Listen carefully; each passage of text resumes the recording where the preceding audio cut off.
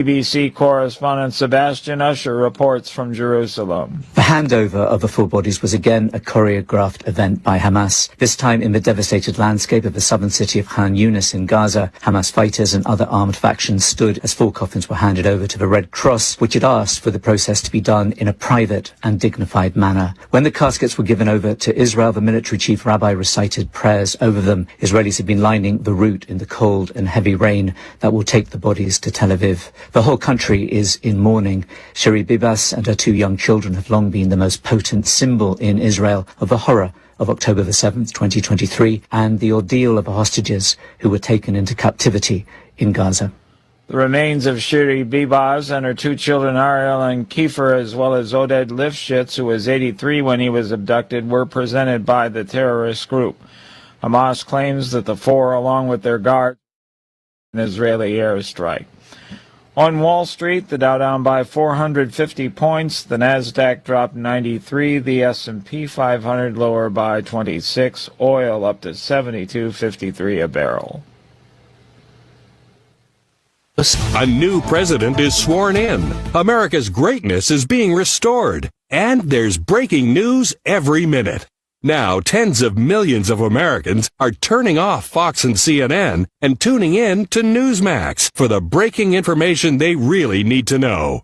Reuters Institute says Newsmax is one of the top news brands in America. Find it yourself on all major cable systems and on your TV or smartphone store. Just download the Newsmax app for free and start watching. You'll get great shows with Rob Schmidt, Greta Van Susteren, Rob Finnerty, and Carl Higbie, and more. Find out why millions of Americans have made the switch. Even President Trump says Newsmax is terrific, and he's watching. So make the switch to Newsmax. Check us out on cable and satellite TV, or download the Newsmax app today. Watch us anytime, anywhere. Remember, Newsmax is real news for real people. Here's the Wall Street Business Report. Wall Street retreated today as the slide for Walmart weighed heavily on stock indexes. Walmart gave forecasts for upcoming profit that fell short of analyst expectations, which helped pull stocks down across the retail industry. Treasury yields did ease a bit in the bond market following a couple of weaker than expected reports on the overall U.S. economy. President Trump says he is considering purchasing used Boeing aircraft, perhaps from an overseas seller, to use as Air Force One when he's on board. He's livid over Boeing's delays in producing two new planes. Wall Street numbers for today. The Dow was off 450 points. S&P down 26 for the day, and NASDAQ fell 93. For the Wall Street Business Report, I'm Jason Walker. News and analysis at townhall.com. On Point Weather is made possible by our friends at Palmetto Citizens Federal Credit Union on 107 The Point. Here's tonight's forecast. Clear and absolutely frigid this evening. A low temperature dipping to 20 degrees. Tomorrow, lots of sunshine, but not very warm. We'll top out at 48 as our high. For the weekend, a blend of sunshine and clouds to go with high temperatures in the mid to upper 50s. By early next week, we do climb into the low 70s. I'm Cal Moss with your On Point local weather. WQXL Columbia, W264DF. From the Bart Fireside Studio, the solution for keeping you warm this winter. This is 107 The Point. The Point. The Point.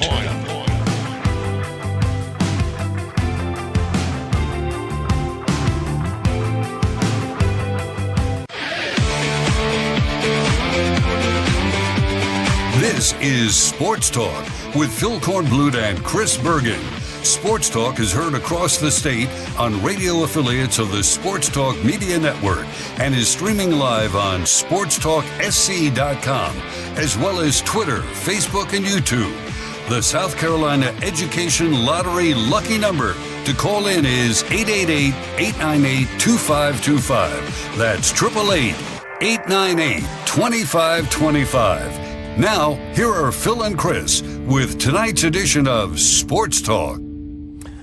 All right, good evening, everybody. Welcome to Sports Talk here on the Sports Talk Media Network. We've gone from chilly to downright cold in South Carolina today, but you know it's going to warm up here in the not-too-distant future. So you know what? Just enjoy one more little dose of winter weather and then get ready for the return of spring and then the arrival of summer.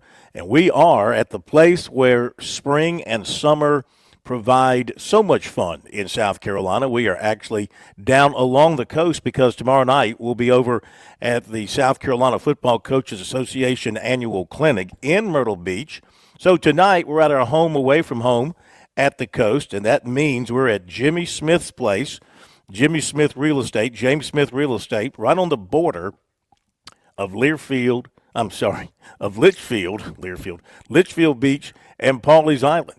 And we're upstairs in his, I guess you would call it like his sports museum. I mean, this place is just, he has got so much sports memorabilia. I was walking around and taking a look at it, and he's just got stuff from South Carolina, Clemson, Florida, other SEC, ACC programs, footballs, basketballs, pictures, programs, you name it. He has got one heck of a collection.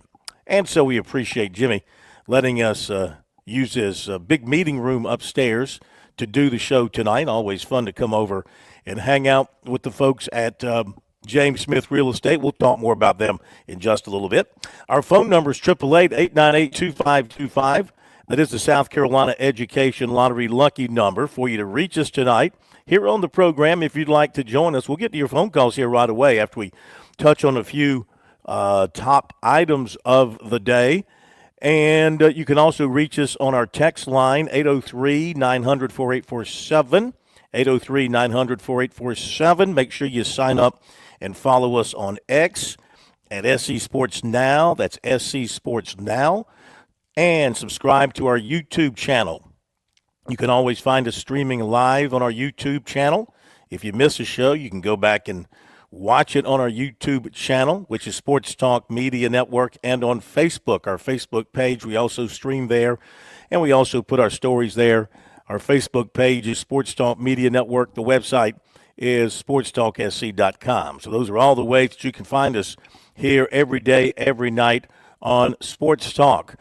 So, to open things up tonight, let's catch up on a few news items. And first, some bad news for South Carolina baseball. Eli Jersenbeck's going to miss the rest of the season. Boy, you feel terrible for a player who's already missed a year with an elbow, and now he has a stress fracture in his elbow. Paul Mainieri made that announcement today. You kind of got a feeling when he said a couple of weeks ago that Jersenbeck was going to miss the opening week and maybe longer, and then we had asked him during the midweek the update, and he said he would have more later. So obviously they were waiting on more information to come back from the doctors, and the information, the news is not good. Eli Jersenbeck to miss another season with a stress fracture. Now, I don't know if I was not at the briefing today because I was traveling here. I haven't seen whether he's going to require just rest or additional surgery on his arm. He's already had Tommy John surgery. So that is a tough blow for him. Probably explains why he didn't pitch so well or as well as expected in preseason camp and did not win that number 3 starting job that went to Jake McCoy. So maybe that explains that. So if you are obviously Jersenbeck and you are the Gamecocks, you're hoping that he can get healthy and come back. Then again, he might reach the point where once he does get healthy and get everything back into shape, he'll be eligible to move on to the pros. He might opt to do that, but that's down the road. You'll have to wait and see what he decides to do. But that is obviously a setback for the Gamecocks. And, of course, earlier this week, Clemson also lost one of their players out for the season. Remember when Coach Eric Bakich said they were dealing with some arm issues on their staff, and they had to adjust some things for their opening weekend series last weekend. And now it came out this week that freshman Dane Moeller has a torn UCL, and he's going to have surgery to repair that ligament. And he's out for the rest of the season. So this was a young man that they had high hopes for, a right-hander, and he was expected to be part of their weekend rotation. So that has left a little bit of a hole for Clemson in their weekend rotation with that injury. Okay, South Carolina, of course, won yesterday over Winthrop. to run its record to 5-0, and the Gamecocks will be hosting the the Milwaukee Brewers this weekend. Well, not the Brewers, the University of Milwaukee, or maybe it's Milwaukee University. I'm not sure. Never really heard of them, but they'll be hosting Milwaukee. You know, what they should do, of course, is have specials on Old Milwaukee beer in the stadium, with Milwaukee coming in to be the opponent for the Gamecocks this weekend. The pitching rotation for the weekend for South Carolina was announced this afternoon, and I will tell you that it's going to be the same as it was last weekend for the Gamecocks. So no changes there as they go into their second weekend of the regular season. Meantime, coming up on the show tonight, Mike Morgan will join us at 7:05, and we'll catch up with him, his thoughts on things around the basketball world. He was on the call Tuesday night. Where was he Tuesday night? Was he at Florida Tuesday night? He was on a game. He had a call Tuesday night, so we'll catch up with Mike on that. Coach John Combs at 7:35. He'll be on location at Summerville High School for a playoff game tonight, so we'll get caught up with him on the action around high school basketball in South Carolina. We'll update those brackets for you just a little bit as well, and catch you up on who won games last night, which teams have advanced, et cetera, when it comes to that. Let's see, a few other notes to tell you about. South Carolina defensive end Kyle Kennard was named the winner of the Blanchard Rogers Trophy for 2024 here in South Carolina. That's presented by the South Carolina Football Hall of Fame, and that goes to the Player of the Year in South Carolina as recognized by the South Carolina Football Hall of Fame. Of course, Kennard came into South Carolina for his one season and lit it up. Totally lit it up with the Gamecocks. He was incredible as a pass rusher, coming off the edge. Just a terrific player. He did have some costly penalties called against him. You can agree with whether or not they were valid, including that block on the interception return in the LSU game. And, by the way, On3 did a ranking of what it viewed as the 10 worst calls during the college football season in 2024, and that call was ranked number 2 in the top 10 of all the bad calls in college football in 2024. That call was ranked number 2. I don't totally disagree. You know, after the game, remember Shane Beamer said they teach their players to find the quarterback and block them. Obviously, that's something they've got to change because officials are protecting the quarterbacks at every opportunity. In that particular case, you know, I'm not so sure it was the viciousness of the hit because it really wasn't. He caught the quarterback running back towards the interceptor, who was Nick Emanwari, and Emanwari was sprinting up the sideline from like the end zone, and Nussmeier was going to try, I don't know what he was thinking. He wasn't going to catch him, but he did turn and start running in that direction. And I guess it looked like a blindside hit on him, even though he never put his shoulder on him. He never put his helmet on him. He just took his 2 hands and hit him up in the shoulder pad area and flattened him. But I think because it was a kind of a blindside thing, because Nussmeier never saw him as he was running towards the interceptor, and I guess that's what the officials saw. 4 of them threw a flag on the play. All 4 officials surrounding the play threw a flag without hesitation. So in their eyes, in their mind, it was an infraction. And, boy, it certainly cost the Gamecocks that one and the other interception that was called back in that game. But anyway, Kyle Kennard named the winner of the Player of the Year award in South Carolina by the South Carolina Football Hall of Fame. How about this? College of Charleston today named Sam Jorman. Hopefully I'm pronouncing that right. Sam Jorman. And she is the first female general manager in Division I college baseball. So how about that? She's going to have a pretty big role with the Cougars. College of Charleston coach Chad Holbrook making that announcement today. Director of Baseball Operations That is what she was, and she has been promoted. Excuse me. She has been promoted to general manager, which is a new position for that program. And she becomes the second GM in D1 and only the second individual to hold that title. She is one of 31 females on a Division I baseball staff. All right, there you go. Good luck to her. Meantime, USC great Asia Wilson was named one of Time Magazine's Women of the Year. First of all, I didn't know Time Magazine still existed, so it's still out there. And they do their Women of the Year thing, and Asia Wilson, the MVP of the WNBA, and an individual who's become one of the most influential people, not just in women's sports, but sports in general. So I think I've got to go back and eat some – I got to go back and eat some Gamecock, not just some Crow. I got to go back and eat some Gamecock.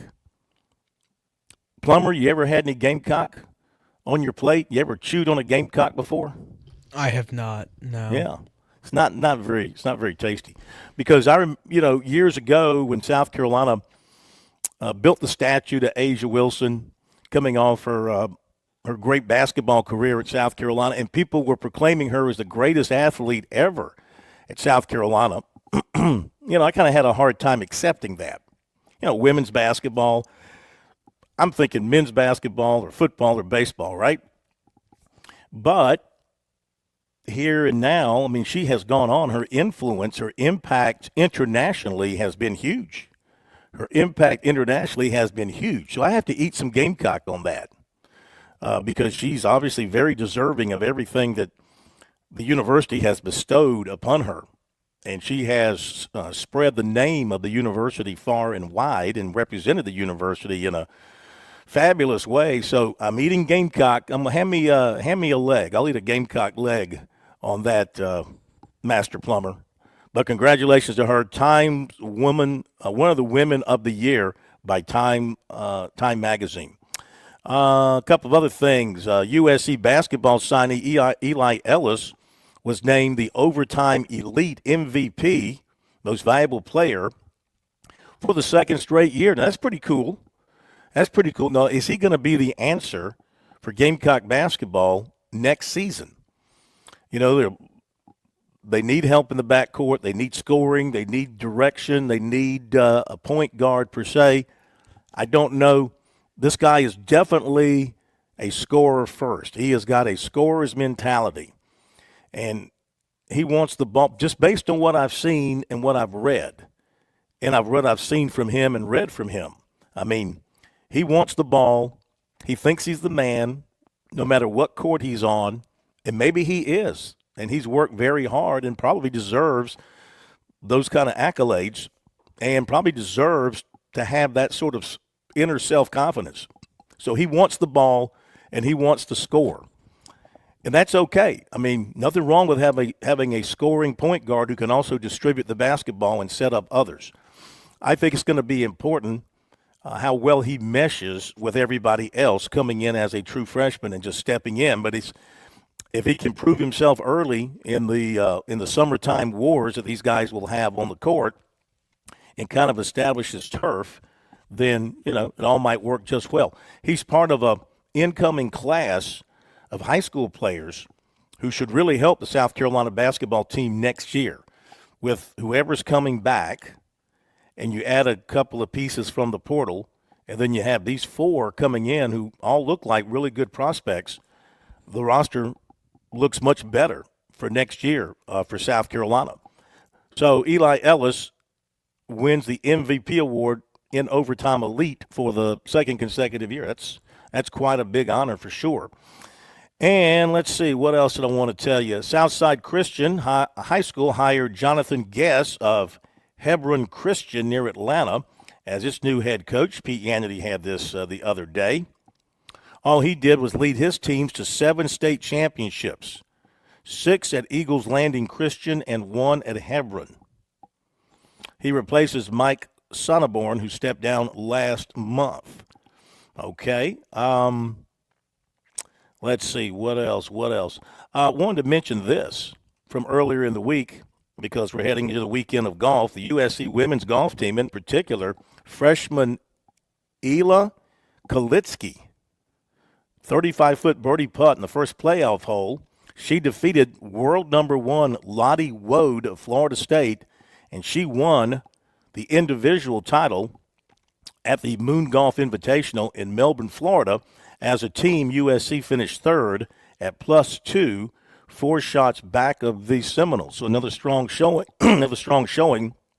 for this USC women's golf team, which should win a national championship at some point. I mean, they're good enough, and they've got talent. This young girl just coming on board, along with the returning people they have. I mean, of course, the problem is getting past those West Coast teams when it comes to match play. Southern Cal, Arizona State, those schools are always real tough once you get to the match play portion of the NCAA tournament. That kind of has been the Achilles heel for the USC women's golf team trying to get to the national championship. But heck of a win there for her. Also, Wesley Bryan, George Bryan are going to be in the full field for the Creator Classic at TPC Sawgrass. And we'll find out more about this from George Bryan tomorrow night. They are also going to be in the Zurich Classic in New Orleans.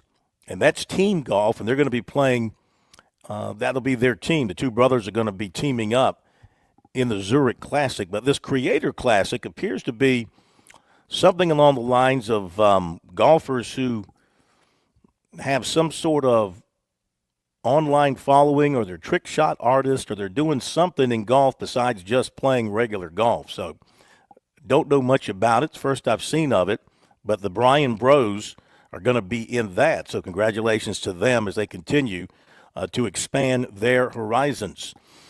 And let's see. Sad news earlier this week. Scott Eisberg from Channel 4 in Charleston reporting that Michael Wright, Pinewood Prep's head football coach from 13 to 19, led them to a state championship in 2005, passed away of a heart attack. Yeah, very sorry to hear that news. Very sorry to hear that news. And let's see here. Remind you of our poll question of the week, which is brought to you by Larry Lucas Insurance in Columbia. Call Larry at 803-799-1998, 803-799-1998. Will the South Carolina women win the national championship this year? Can they still win the national championship coming off that loss to UConn, having lost 3 games? You've gotten to look at some of the other teams. Of the votes in, 80% say no, they can't. 20% say yes, they can. Still got time to vote on our SC Sports Now on our website, SportsTalkSC.com. Also, Coastal Carolina, according to Pete Themmel, finalizing a deal to make C.J. Cox the school's next safeties coach. He comes from a year as safeties and nickels coach at UAB. And shout out to White Knoll assistant head coach and special teams coach Neil Smith, who was honored as the South Carolina winner of the High School Broyles Award. So that's quite an honor for him as well. All right, couple more quick notes. Wofford head coach Sean Watson announced that Brandon Napoleon and Dustin Royston has joined his coaching staff. Napoleon will coach the corners, and Royston will work with the outside linebackers. And one more note on USC basketball that I came across. The Gamecocks with 13 quad 1 losses. That's the most in all of college basketball this season. So they're playing, obviously, a very difficult schedule.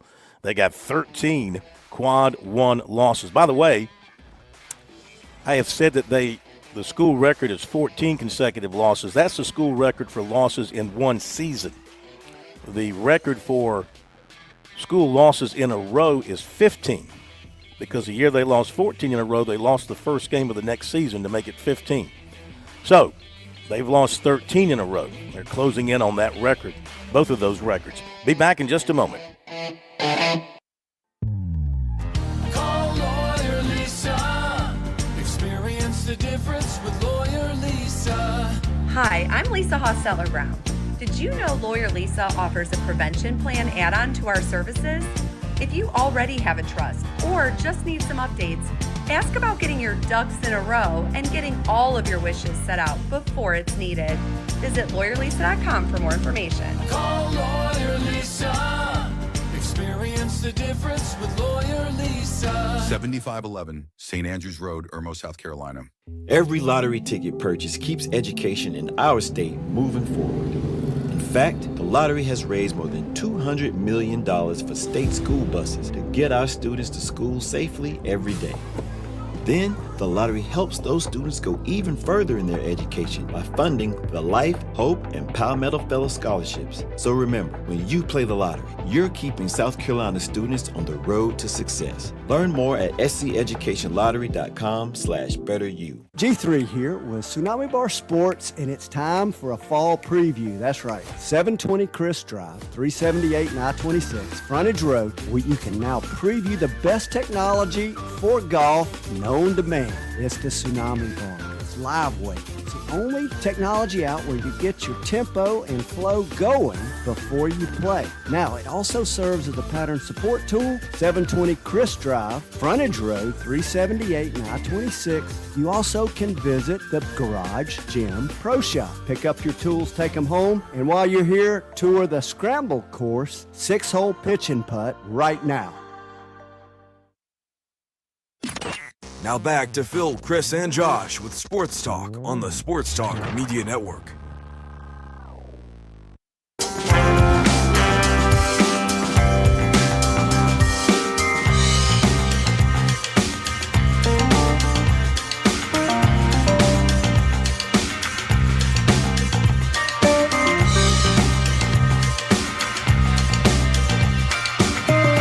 Jump to the phone calls, 888-898-2525.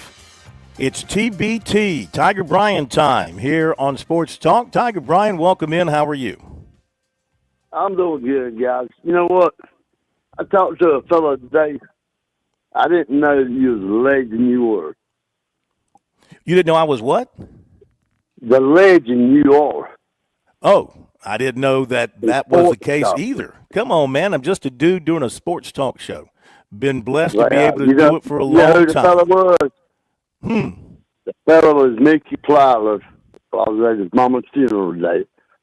And all his people, friends, and his family knows I call in. They listen around Lancaster and down at Lexington. He said, "You Tiger Brown, shake your hand. Why don't you call in my show?" I said, "Well, I'm retired. Your show starts at 6 to 9. Most of the time I ain't up at 9 o'clock. You know? Wait a minute. Let me back up here. Did you say that it was Mickey's mother who passed away? Yeah, Mickey's mother, Maria.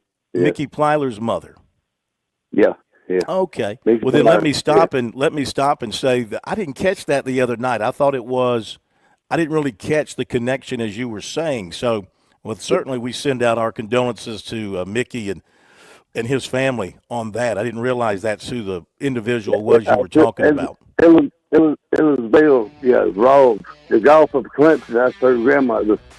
But that was my best friend, Mark Baker's sister. Anyway, you know, but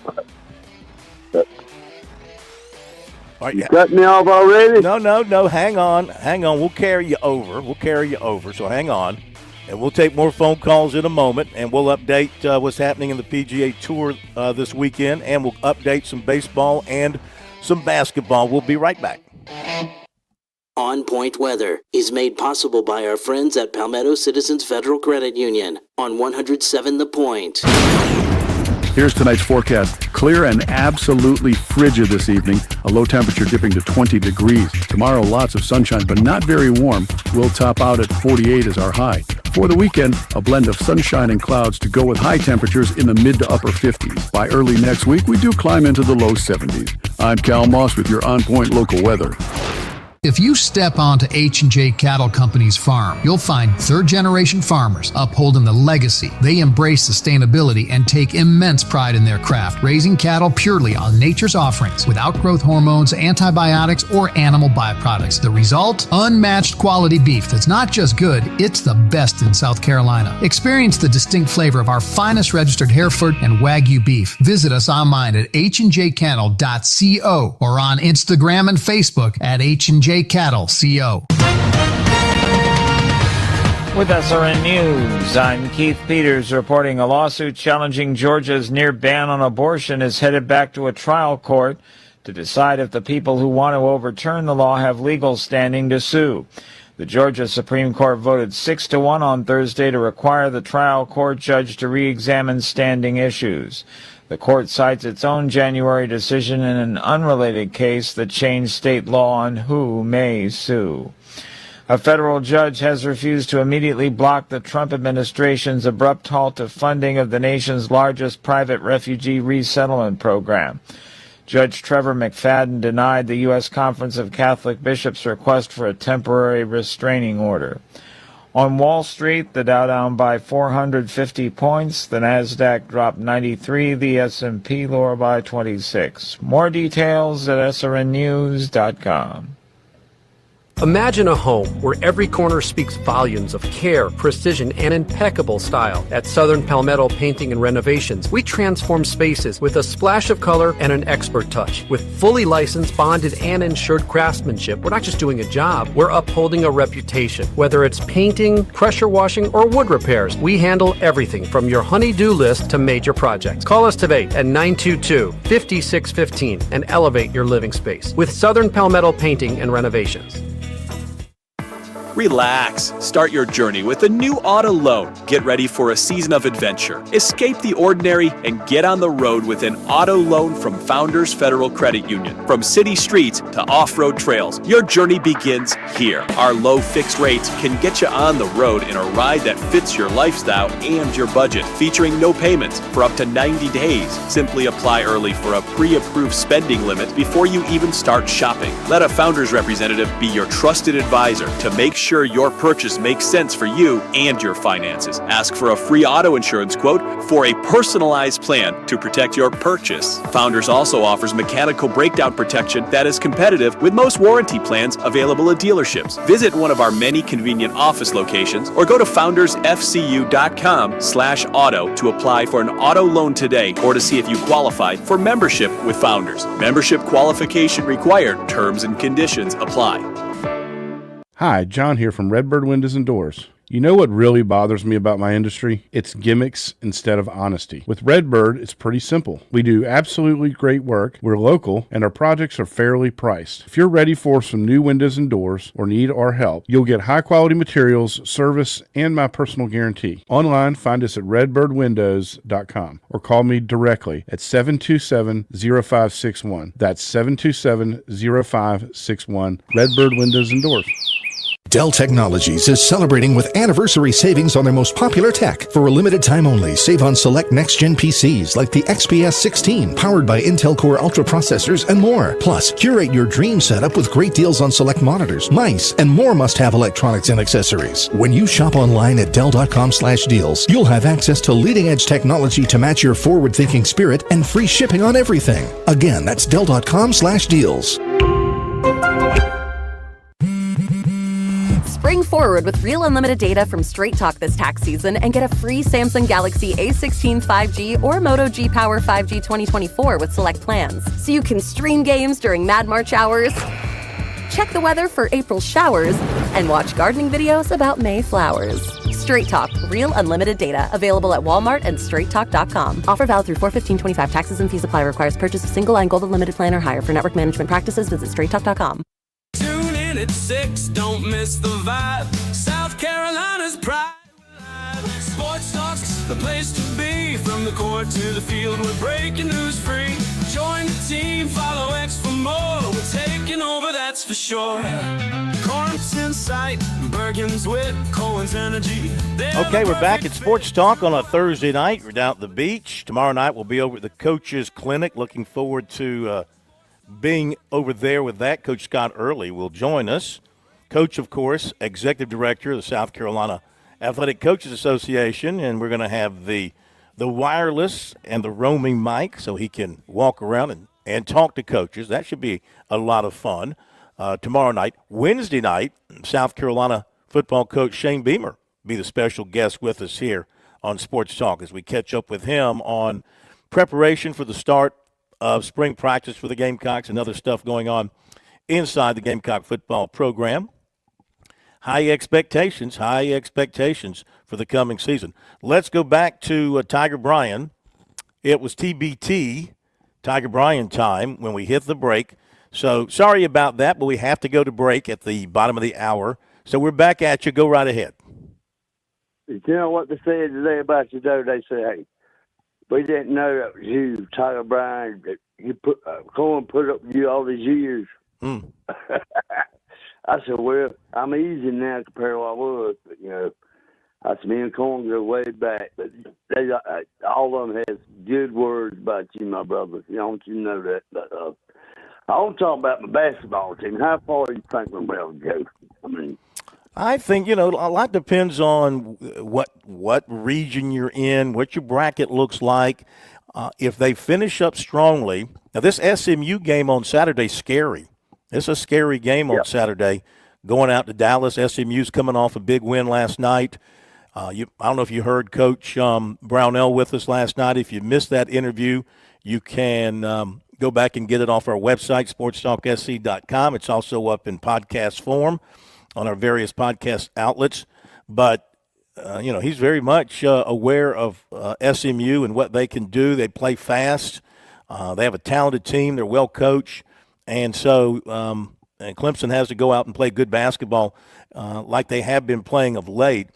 If they can secure that win, you're really looking at they win that game, they're probably going to run the table barring, sleepwalking or something. Notre Dame, Virginia, Boston College, Virginia Tech. Now, two of those are on the road, Virginia and Boston College, but those two teams have struggled all season long. Notre Dame's not having a good year, and Virginia Tech's having a so-so year. So I could see Clemson running the table, which if they run the table, then you're talking about, 26-5? That would be 1, 2, 3, 4. That's 5 more wins. They're 21-5. They would be 26-5 and 17-2 in the ACC. That's pretty doggone impressive for Clemson basketball. Yeah, I would think that would get them at least to a 4. Right now, they're projected as a 6. Now, we got to see what they do in the tournament. Certainly, they wouldn't play until Thursday, so they'd go right into the quarterfinals. Win that game, they're in the semifinals. I can see this Clemson team getting to the ACC championship game on that Saturday night in Charlotte. How big would that be? Oh, that'd be awesome. I hope Dabo looks as Barnell does with the transfers.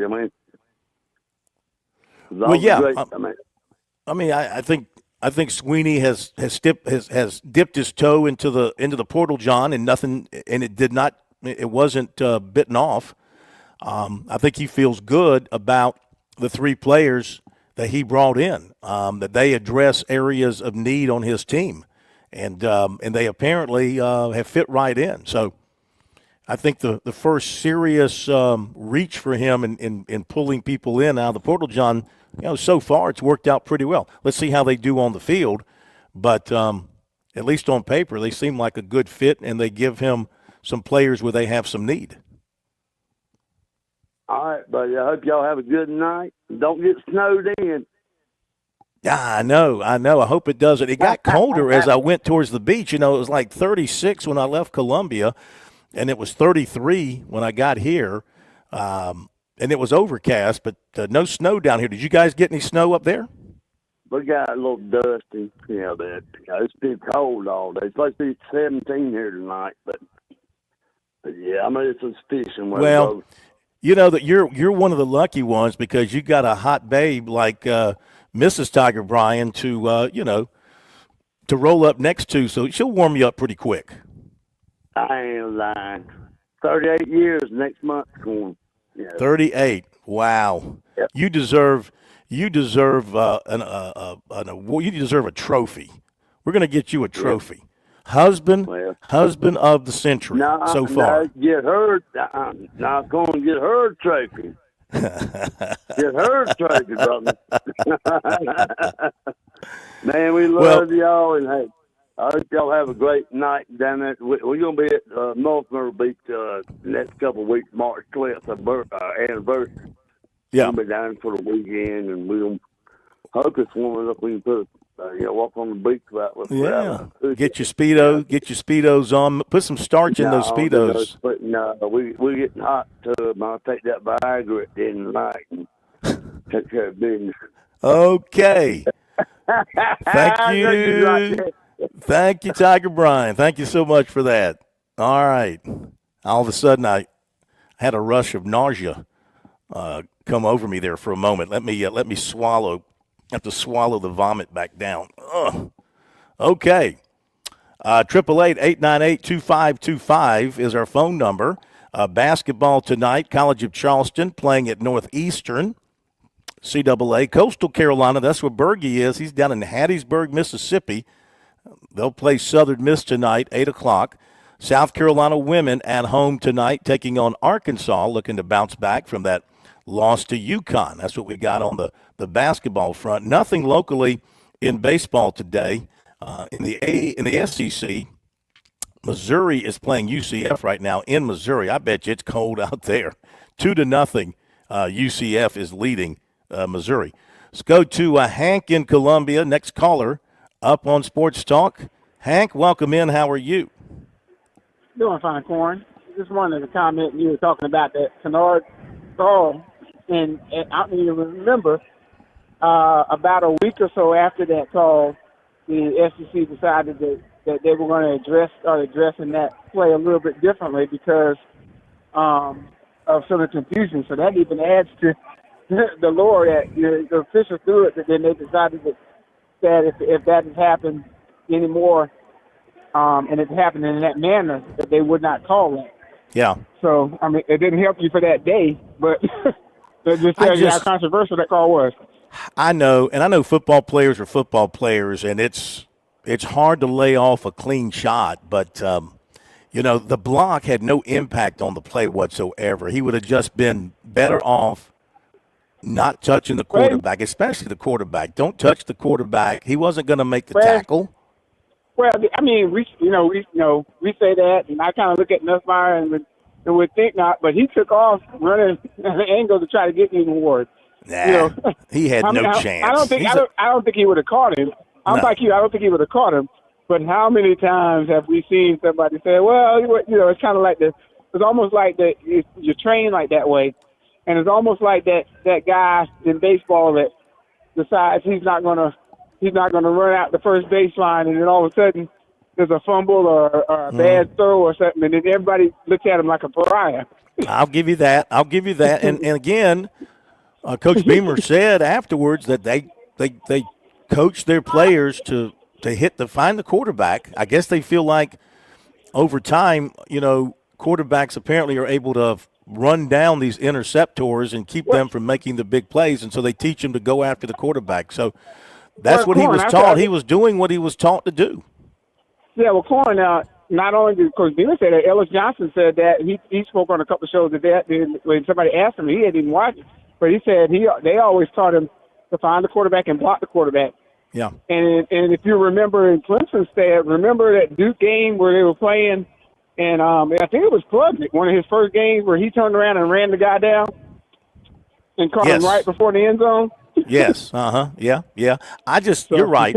And I know the instinct was to do that.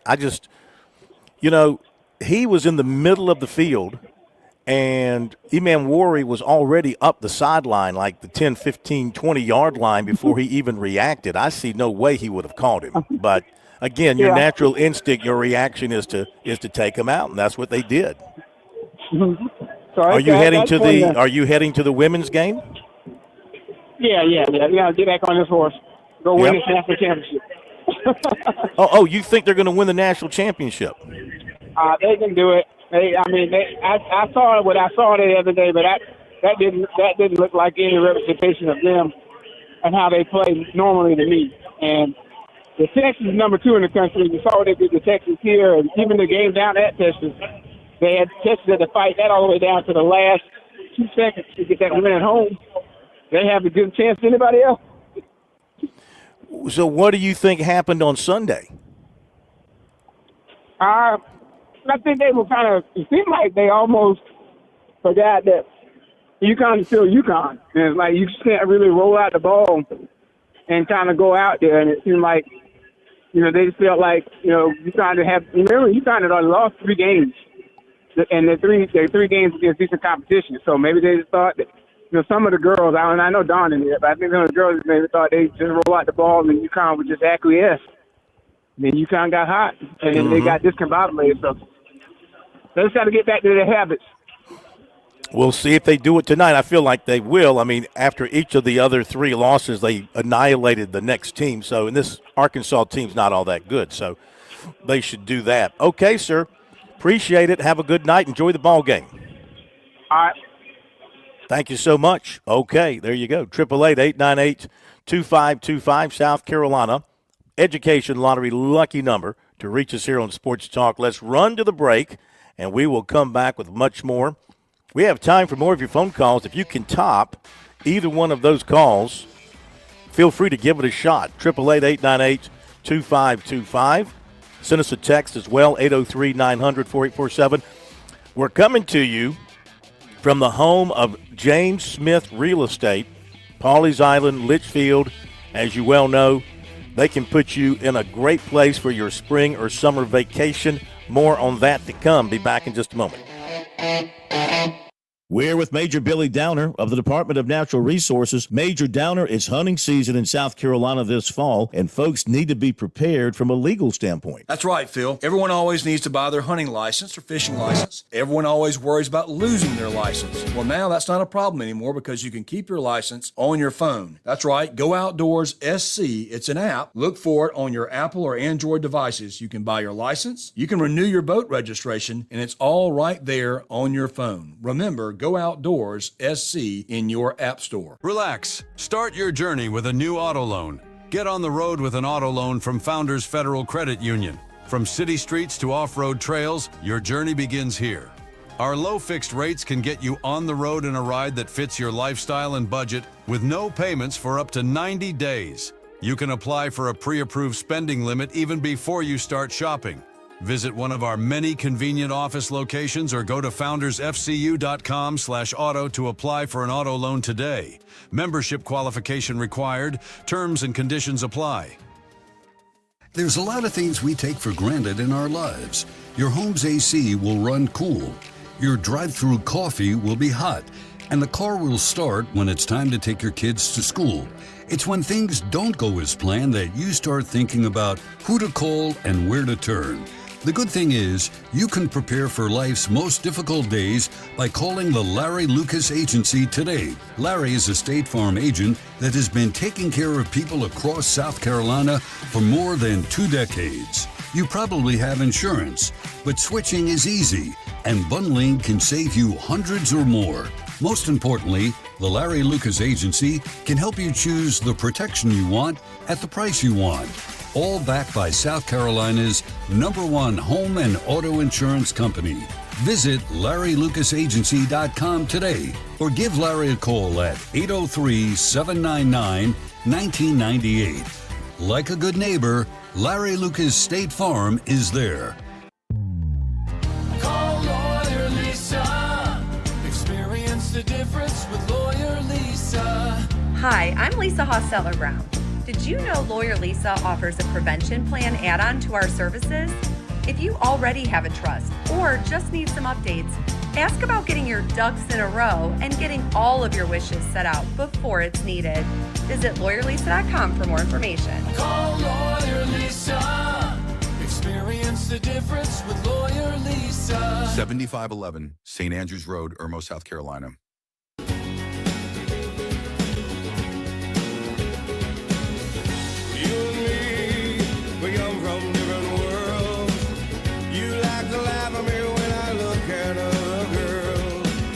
Sometimes you're crazy. Oh, the Dolphins make me cry. Yeah, if I were a Dolphin fan, I'd cry a lot too. Wouldn't you if you were a Dolphin fan? They've broken a lot of hearts over the years. But they still are the only undefeated team, or the last undefeated team in NFL history.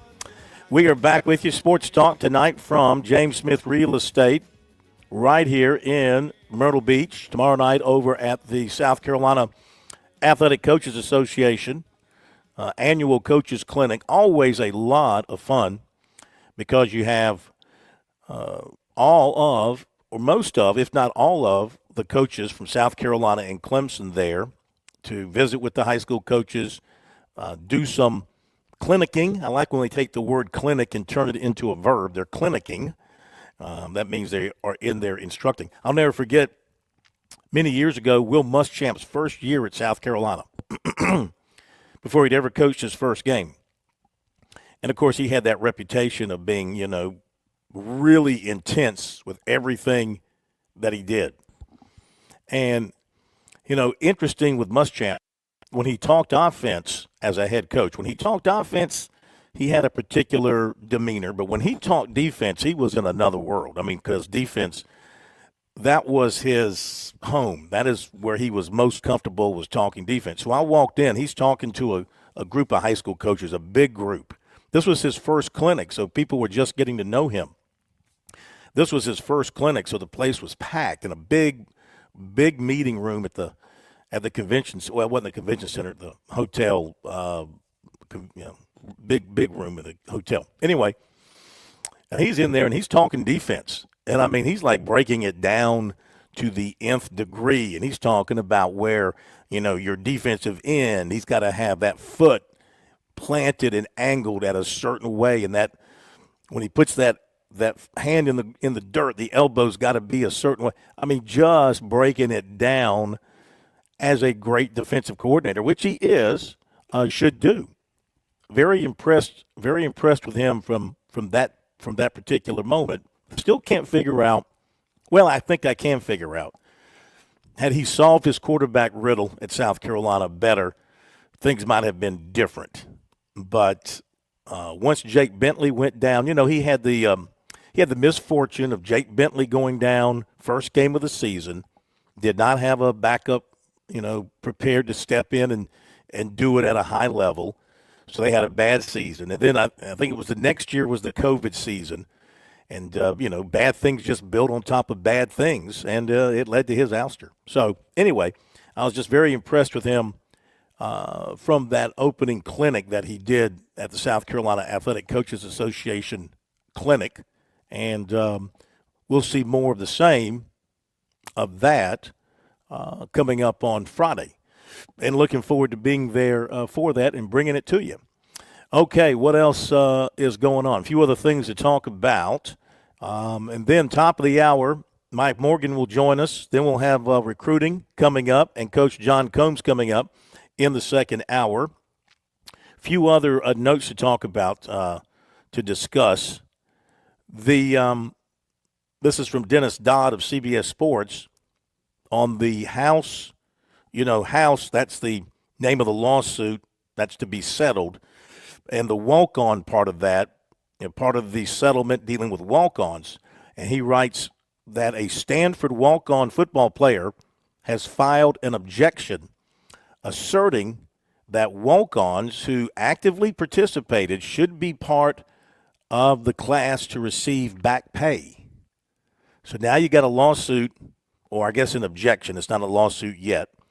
You have an objection to the planned settlement saying that walk-ons who actively participated should get money as well. I'm telling you, the effort to get money makes people do some really strange things, Everybody's going to try and get rich off this stuff. We've already seen, like I pointed out earlier this week, of course, the creation of collectives a few years ago, and now the growth of collectives and the merging of collectives.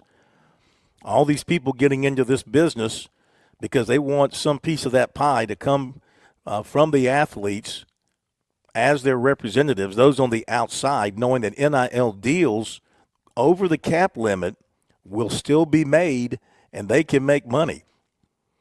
They are the pushers. We are the addicts. That's kind of how I look at it. It's a sad way to look at it. I agree. It's not a very tasteful way to look at it, but in the real world, that's what it is. We are addicted to the sports. We are in particular the college football, and the people who control it, they are the pushers, and they want you, the addicts, to pay them to provide you with the stuff that you need, which are the teams, the games. I mean, that's a harsh way of looking at it, but that's kind of way I see the way this thing works. In typical college sports fashion, this looks like a system that will not survive. I don't know how it can survive, because you're going to have the $20.5 million if you want to participate at the highest level. You're going to have the $20.5 million to divvy up amongst your teams within your program, and you're going to have some teams besides football who feel like they need a major cut of that. And then you're going to have, of course, some resistance, I believe, by some football people who say, no, we got to have the bulk of that. We got to have almost all of it.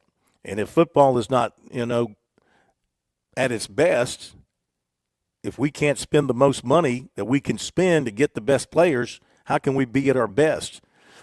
And unfortunately, that's going to be the excuse now all across college sports when a team fails.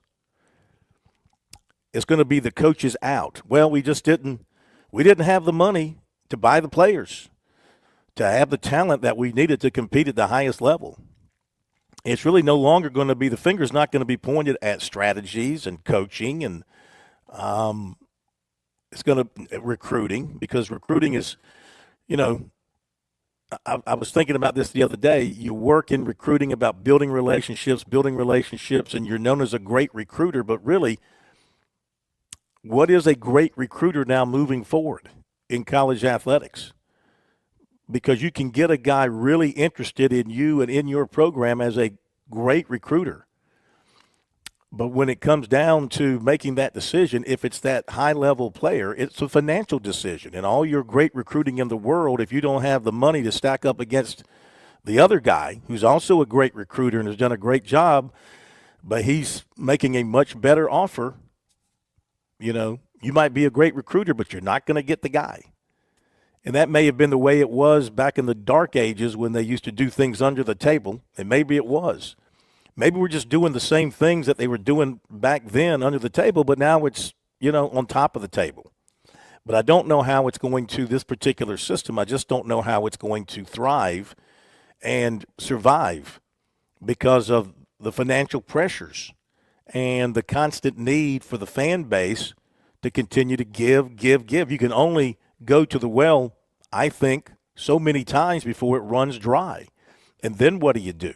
So, and more people are wanting a piece of that pie, as I just pointed out to you, with the walk-ons now, with the walk-ons wanting a little piece of the action. So we'll see how it plays out down the road, but I got a feeling it's not going to be easy to manage all of this in most places. Some places might not have a problem.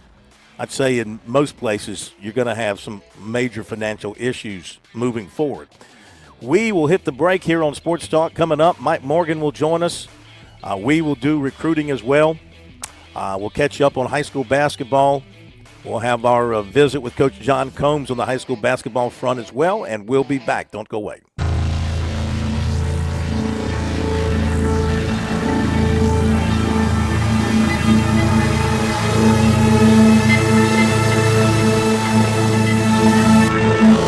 WQXL Columbia, W264DF. From the Bart Fireside Studio, the solution for keeping you warm this winter. This is 107 The Point.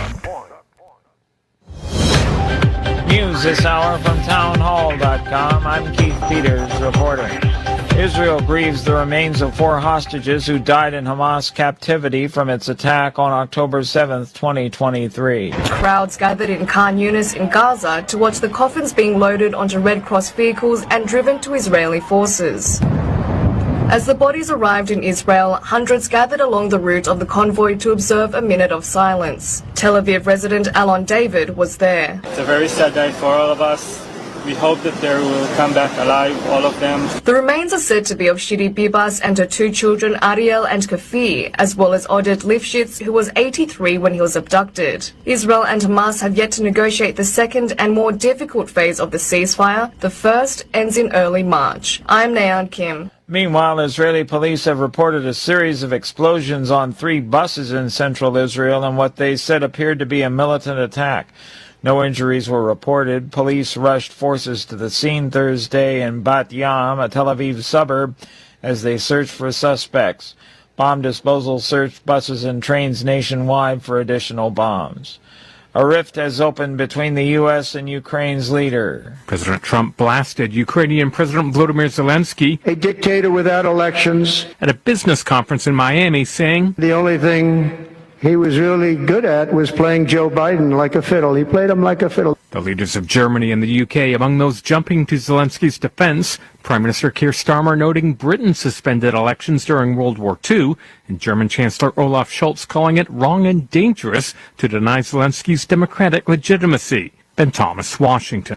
On Wall Street, the Dow down by 450 points, the Nasdaq dropping 93, the S&P lower by 26.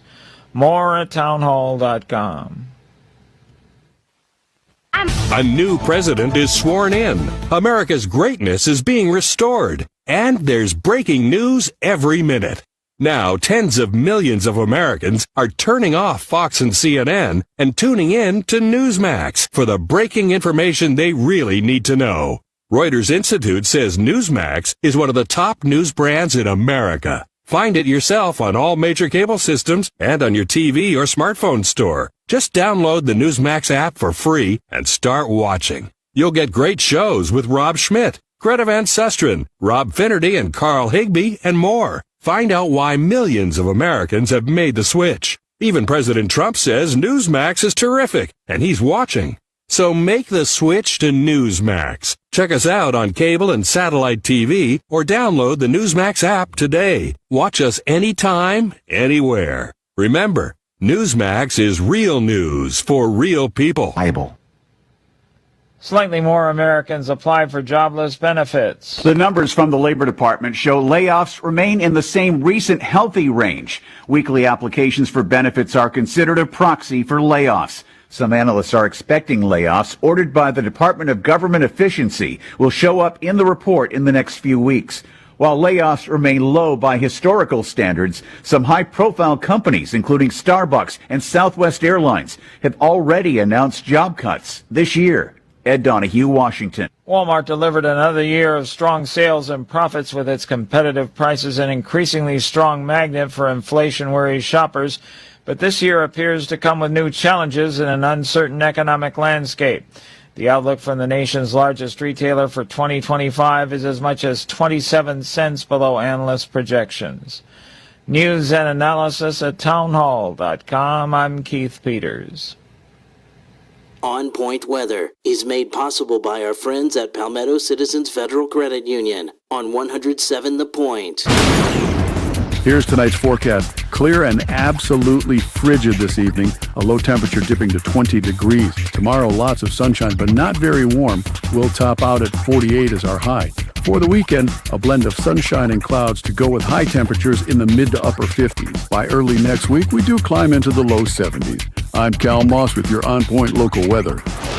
WQXL Columbia, W264DF. From the Bart Fireside Studio, the solution for keeping you warm this winter. This is 107 The Point. The Point. The Point.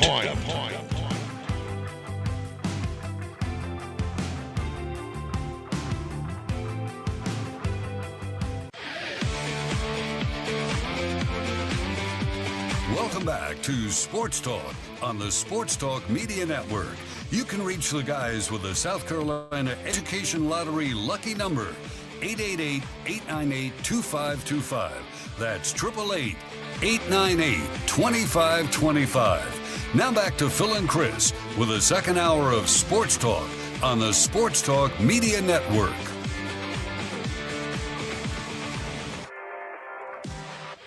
All right, welcome back, everybody. Sports Talk Media Network. Great to have you with us here on this Thursday night, and let's get right to our first big segment of the second hour. John Combs coming up in about a half hour or so, recruiting coming up as well. But right now, time to welcome into Sports Talk once again the one and the only Mike Morgan, brought to you by Play It Again Sports out in Harbison.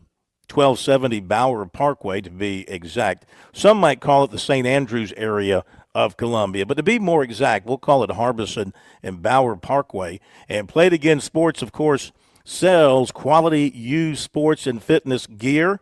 Bring in your quality used gear, get paid on the spot, or trade up for the gear that you need now. Staff members are trained to provide athletes with the best possible fit in all categories, and they are open 7 days a week. So you got plenty of opportunities to get there and find what you're looking for. Again, that is Play It Again Sports, 1270 Bower Parkway out in Harbison.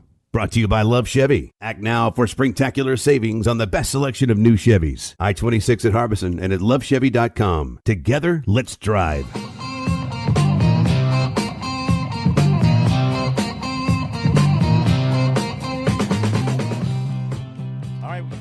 We welcome Mike Morgan on the move into Sports Talk. Good evening, Mike. How are you? I'm doing well, guys. How are you doing? We're doing great. But Mike, I'm a little upset. I'm a little upset because I'm here to protect you and to look out for your best interest. And the other night, watching you do I'm looking at your broadcast, and you do a fantastic job. I think you're really the best of all the ESPN announcers. I'm not just blowing smoke. You know me, I don't blow smoke. I say what I say, and I mean what I mean.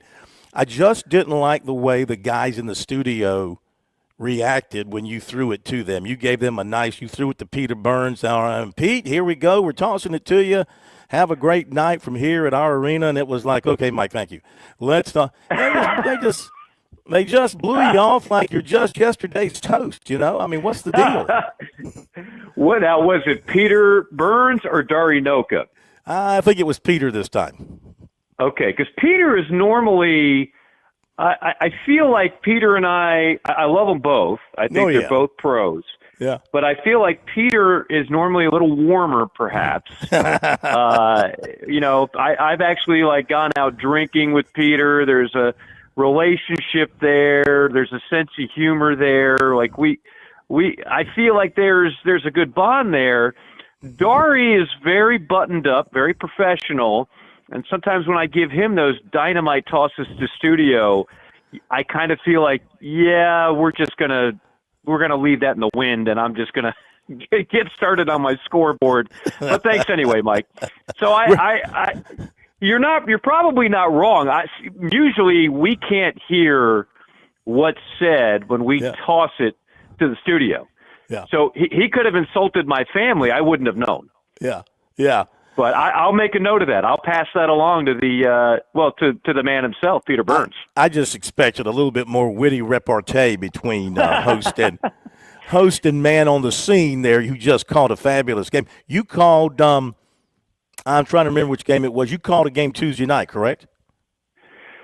Well, yeah. I don't know if that was the fabulous one you were thinking of. It was the South Carolina LSU game. Oh, yeah. That was a good call. No, you did a good job. Did a good job on that call. Two bad teams. Two really bad teams. Yeah, we talked about that a good bit the last couple of nights. And, I mean, the Gamecocks and ball handling, they must not have taught ball handling in preseason camp, because those guys look like the ball's got the flu or something. They're just scared to touch it. I don't know. A couple, I did the Florida game, which I thought overall was, I'm talking about the Florida game in Columbia. Yeah. I thought that was South Carolina's best top to bottom performance of the year before the final 5 minutes, where they literally threw the ball away and gave Florida the win. Why do I think that's still their best performance? Well, because Florida's a Final Four caliber team. With all due respect to everybody else that Carolina has stayed close to, there's a lot of good teams, and yes, they beat Clemson, but I don't mistake those teams as Final Four teams.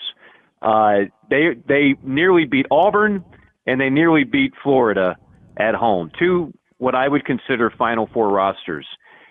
But what you saw Tuesday night was nothing like that. It was one of the few times this year I thought, and even good teams have this kind of game, I thought their head was in the clouds. I thought there were a couple of guys that clearly something was just not right, and it's unfortunate. Now, Murray Boyles, that's never an issue. He came to play, he plays hard, he does good things, but without naming names, I thought there were one or two guys that just completely looked like they were in a daze, throwing the ball everywhere but to their teammates. Yeah. Just simple things, not paying attention, letting somebody come from behind and steal it from you. Just really, really bad stuff that I think for the most part they've avoided. Their problem has been they're just not talented enough to compete in easily the toughest league in the country. Tuesday night, I thought they certainly could have played better and given LSU a really good run for their money.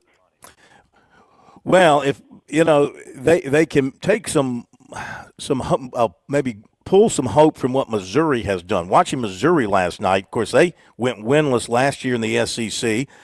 They went out and got some really good players out of the transfer portal, did what was necessary to make that happen. And look at them now. They go toe-to-toe with Alabama, beat them last night, and you have to consider them a threat for the SEC tournament and also a team that could make a run in the NCAA tournament. Yeah, I think I've said it on your show before, and I will reiterate it. I believe if you want to find a litmus test of positivity, and South Carolina won't be the only team that looks at Missouri this way. I guarantee LSU is, that'll look at it and say, you know what, as bad as it is, this is not like it was 10 years ago. 10 years ago, when you were really bad and you didn't have a ton of great freshmen to look forward to, you were just going to stick up the joint for a year or two. It's a slow burn rebuild. It doesn't have to be that way anymore. You can go into the portal. You can get a Mark Mitchell like Missouri did. You can go and get a couple other players and then have guys that come back play better. That's the other key thing. That they're guys that didn't play very well last year. They've all performed better this year. But really, they're a byproduct of the portal. Without Mark Mitchell, Missouri's not a top 25 team. Mark Mitchell, for those that don't know, and I know you cover the ACC quite a bit, he was a double-digit scorer at Duke for 2 years. He wasn't some scrub on the bench in Durham. But for whatever reason, they were not in love with him.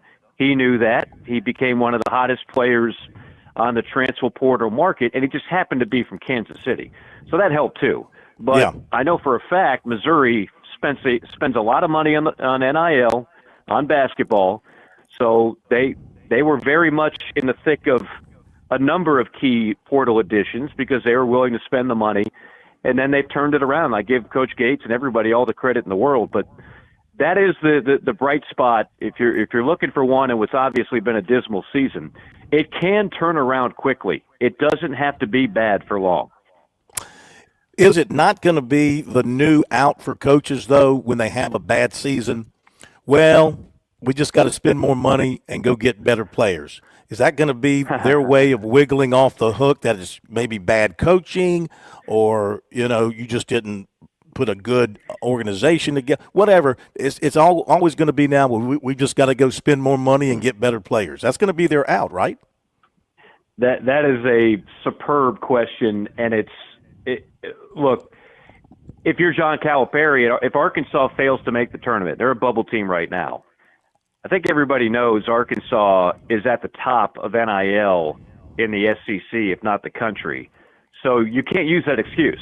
Well, I just need another couple million. Well, you're at the top. Well, how much more do you need? But your point is valid on so many other teams.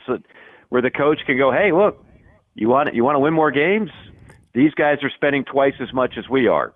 And in the case of a couple teams at the bottom of the SEC, that is a very legitimate financial reality. That being said, and I think this is where you're kind of leaning, you can't blame it entirely on that. You have to make evaluations in recruiting and in the portal. You have to be able to get the right players as well. You can't just blame it all on, well, we didn't have enough money to get this guy, that guy, and the other guy. Sometimes you just miss. Sometimes, and you show me any team that's at the bottom of the league, and I'll show you a team that missed on some recruits. So Missouri won last night. So Alabama goes down. That's a couple of losses in a row for Alabama after losing to they lost. They lost to Auburn. Auburn beat Alabama Saturday, right? Yeah. Am I right about that? Yes. Last night Missouri beat Alabama. Before that, Auburn beat Alabama. So Alabama is in a little bit of a funk right now. And, of course, it's kind of funny if you listen to, like, Feinbaum or some of these shows. All of a sudden, Alabama fans think it's their birthright to win every SEC basketball game. And wait a minute, man. How'd we lose to Missouri, for crying out loud? How'd we lose at home against Auburn? Well, it's because there's two really good teams, and nobody's going undefeated in the SEC this just in. So, they've hit a little bit of a 2-game slide, but they're still awfully good. But I want to go back to Auburn. I mean, huge win for Auburn. They won again the other night. They're clearly now emerging as the class of the top of the class in the SEC. Yeah, I think Auburn and Florida are the top two teams, and I think Alabama, Missouri. I want to throw A&M in there, although they just let people down against Mississippi State. I'm just going to keep it to those four. I think those are the top 4 teams in the league. Well, yeah, we'll put Tennessee. Okay, so here we go. Revised. Tier 1, I'm putting Auburn and Florida. Tier 2, Tennessee, Alabama, and Missouri. And then there's a glut of, like, SEC really good but not outstanding gumbo in the middle, all in the same pot.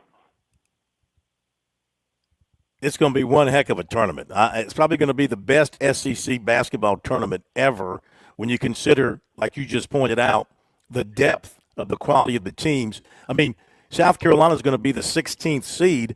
If the tournament were today, they would play Mississippi State. Mississippi State's going to have to play on the first day of the tournament. I know. It's crazy. And a team that's in the top 25. Yeah.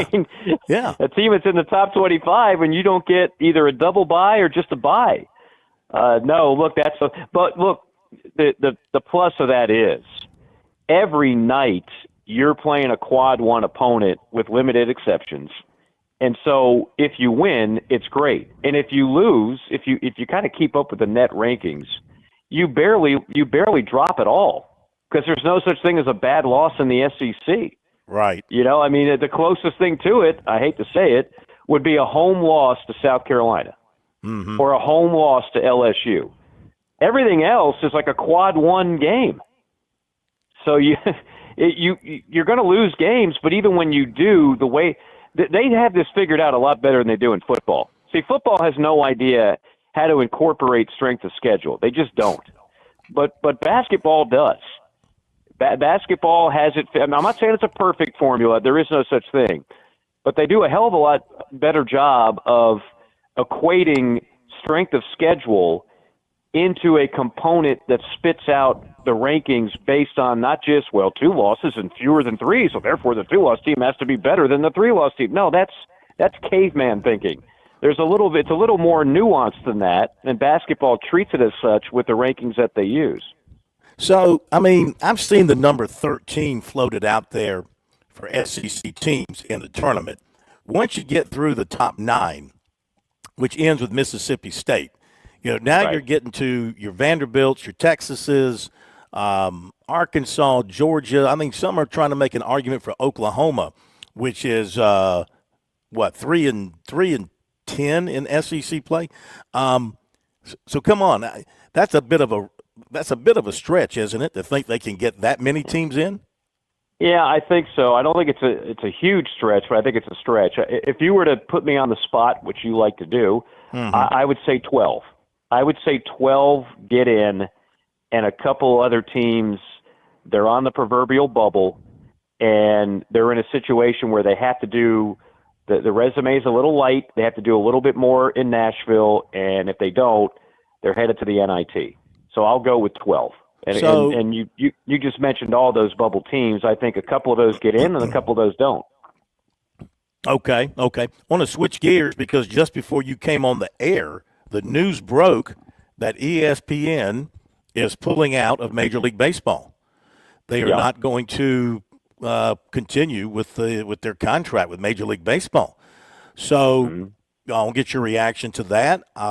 Is this a financial decision made by Disney that because they're spending so much in so many other places that they decided not to spend it on Major League Baseball? And what are they going to do to fill all that programming? I mean, there's only so much SEC network, SEC Now you can watch. Because they put that on a loop. I noticed that when the last game of the night is over and they do SEC Now for a half hour, if you don't change the stream or change the channel, you'll just get the same program over and over again for the next 5 hours. Well, MLB is never on SEC Network anyway. But I know. I was just using that as an example. I got you. But yeah. No, here's the thing. MLB on ESPN over the last however many years has basically been one game a week. They put all their eggs into Sunday Night Baseball. I mean, if you go back to when I was a young tyke and when you were a handsome middle-aged man, yes. ESPN was airing games 3 nights a week, and Baseball Tonight every night. You could set your watch to it. In fact, I often did. I would want to watch Baseball Tonight, 10 o'clock, get all the highlights, get all the stats, and it was great. Well, they gave up on that years ago. And then slowly but surely, the inventory has decreased to where, they'll do an occasional Wednesday night game here or there. But basically, the fundamental aspect of the package has been one game a week, Sunday night, and then do some wild card action, and then give way to Fox. Fox basically owns MLB.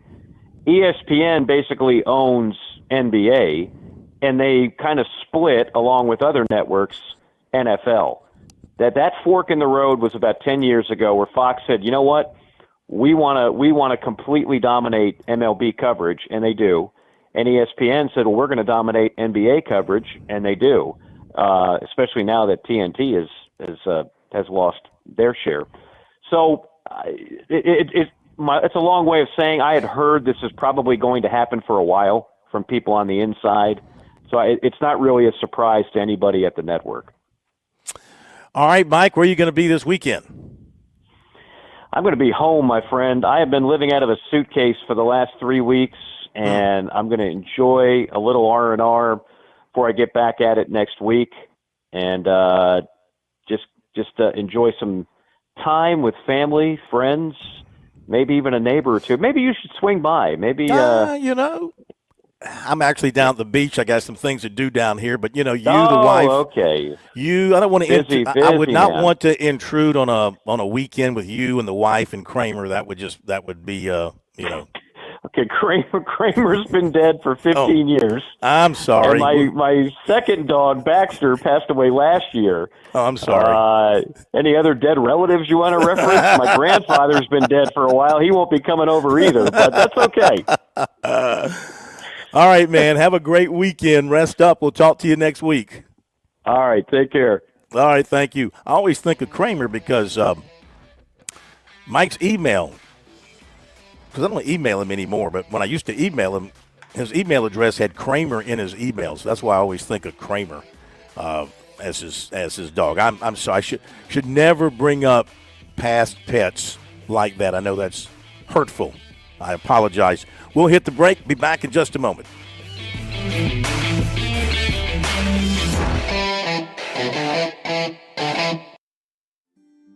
I'm attorney Jim Corbett. I'm not a case manager.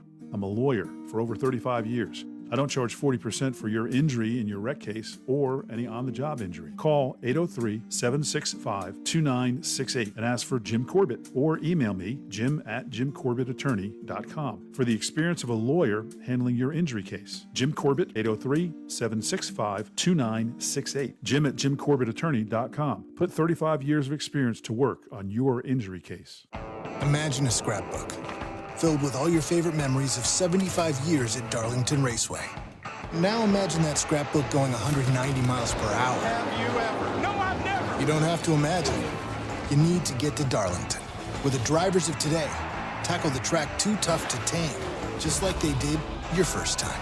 NASCAR Throwback Weekend at Darlington Raceway, April 5th and 6th. Get your tickets now at darlingtonraceway.com. Discover South Carolina. The lottery is not about getting rich. It's about helping people, and it always has been. The lottery is what helped raise the Great Wall of China, build the roads of Rome, and today in South Carolina, it's what generates millions of dollars each year for scholarships like the SC Hope, Life, and Palmetto Fellows. The South Carolina Education Lottery is investing in you. Visit sceducationlottery.com/betteryou to learn more. If you're looking to grow your business, Sports Talk is here to help. I'm Matt Smith, and in addition to reporting for Sports Talk, I'm in charge of helping business owners make the most of our statewide platforms. Whether you're a small business owner or part of a large company operating here in the Palmetto State, we'd love to hear about your business. Sports Talk has a track record of delivering results to our partners, and it's probably more affordable than you think.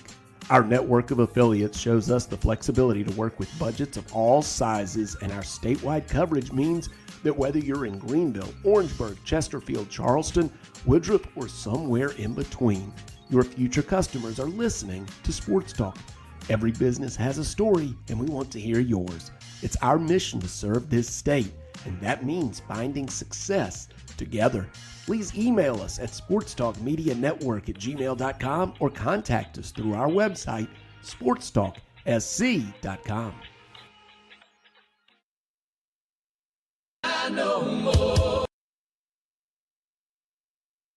Don't you cry no more.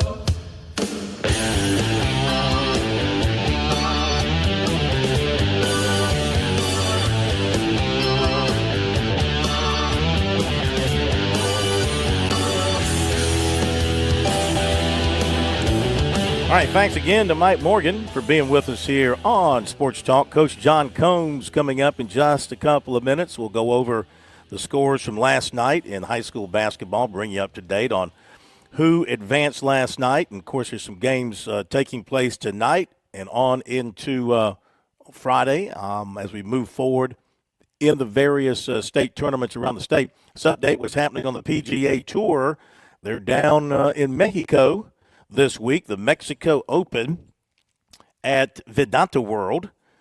And your leaders, we have a three-way tie for the lead. Henry Hall, Jeremy Paul, and Chris Ventura, 7 under par, 64s for them. Isaiah Salinda and Alejandro Tosti, they are at 6 under par, along with Brian Campbell. Also, Patrick Fishburne, they are all at 6 under par, and they shoot 65 today. Also, on the course, about to finish up at 6 under par, trying to match those other guys, is Aldrich Potgeider. Take a shot at that, Potgeider. So he's trying to finish up with a 65. He's playing the last hole for him. Trying to find this golfer. I saw a headline. One of the golfers today rolled in a 92-foot birdie putt. Ryan Fox, longest putt in a lot of years on the PGA Tour, 92 feet. Ben Martin, a 68, 3 under. Jonathan Bird, even par 71. Same for Jacob Bridgman and Carson Young, a 3 over 74 down in Mexico. We'll talk high school hoops, playoff hoops. Coach Combs coming up after the break. On Point Weather is made possible by our friends at Palmetto Citizens Federal Credit Union on 107 The Point. Here's tonight's forecast. Clear and absolutely frigid this evening. A low temperature dipping to 20 degrees. Tomorrow, lots of sunshine, but not very warm. We'll top out at 48 as our high. For the weekend, a blend of sunshine and clouds to go with high temperatures in the mid to upper 50s. By early next week, we do climb into the low 70s. I'm Cal Moss with your on-point local weather. Hey y'all, this is Ted from Flight Deck Restaurant. We'd like to invite you and your family to dine with us. We have a great menu that's sure to please your whole family. We have fresh cooked burgers, big juicy wings, blue plate menu featuring country cooking, oven baked hoagies, fresh crisp salads, authentic Greek food like gyros, souvlaki, and baklava. We also carry 20 different premium cheesecakes and pies. Flight Deck Restaurant also has an arcade with 30 different games like Star Wars, Batman, Skee-Ball, Bass Wheel, Pac-Man, Galaga, and so much more. Flight Deck, your favorite family restaurant. Thanks y'all and God bless. With SRN News, I'm Keith Peters reporting senators are launching a budget vote-a-rama, a crucial step toward President Trump's agenda. They're staying late Thursday to debate a $340 billion package Trump's team says it needs for mass deportations and security measures that top the Republican agenda. Senators will be voting in rapid fashion for hours on one amendment after another, diving into intricate policy details. A lawsuit challenging Georgia's near ban on abortion is headed back to a trial court to decide if the people who want to overturn the law have legal standing to sue. The Georgia Supreme Court voted 6-1 on Thursday to require the trial court judge to re-examine standing issues. The court cites its own January decision in an unrelated case that changed state law on who may sue. More details at srnnews.com. People hear me talking about Broker Solar and how much I like Ken and his team. They ask, hey, can I really trust this guy, Kev? Let me tell you two things. Number one, Ken and Broker Solar are legit. I've known Ken's family for 20 plus years. Seriously, these are local, ethical people. They're not going anywhere and they do things the right way. Number two, Broker Solar is so different than these stereotypes we've heard about in the solar industry. There's no signs on the yard making stupid promises they can't keep. There's no door knockers trying to pressure you at your own door. Ken and Broker Solar will tell you the truth, what it'll cost, and how your solar power investment will pay off. See, we can't pick our power companies. Broker Solar gives you a chance to take some control over your power bill, and I like that, and so should you. Online, it's brokersolar.com, and seriously, reach out to Ken and these folks. It could really make a difference in your quality of life. Brokersolar.com, empowering you so you're not powerless.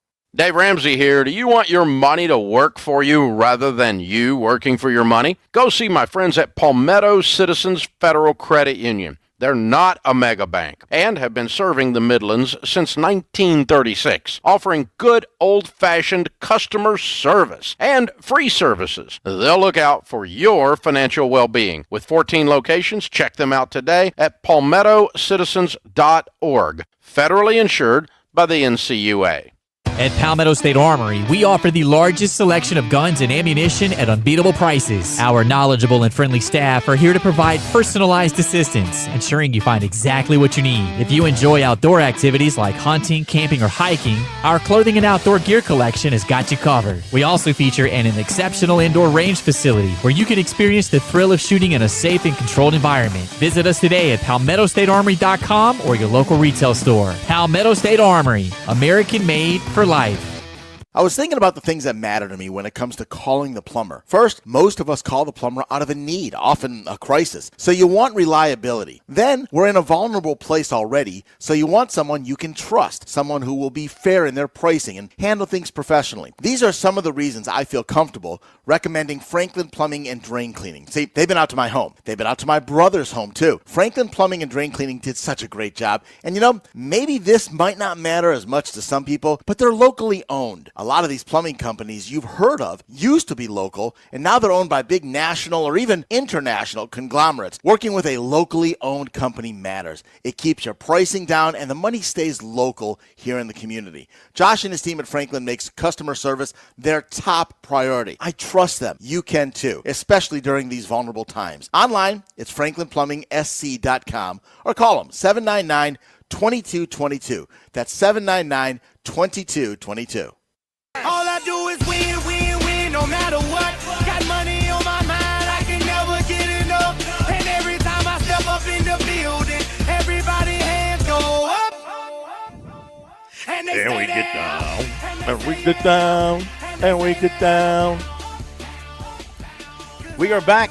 It's Sports Talk. Sports Talk Media Network on this, what night is this? This is Thursday night. Reminder, we'll be at the high school football coaches clinic tomorrow night. We're in Myrtle Beach tonight. Be over there tomorrow night. Looking forward to bring you exclusive coverage of that here on Sports Talk, as we always do. Now, of course, we stay on top of high school basketball with Coach John Combs, who I didn't realize. You never told me. You never said. Maybe I should have asked. I didn't know you were going to be the head coach of the South Carolina boys team in the Carolina All-Stars Classic. Congratulations on that.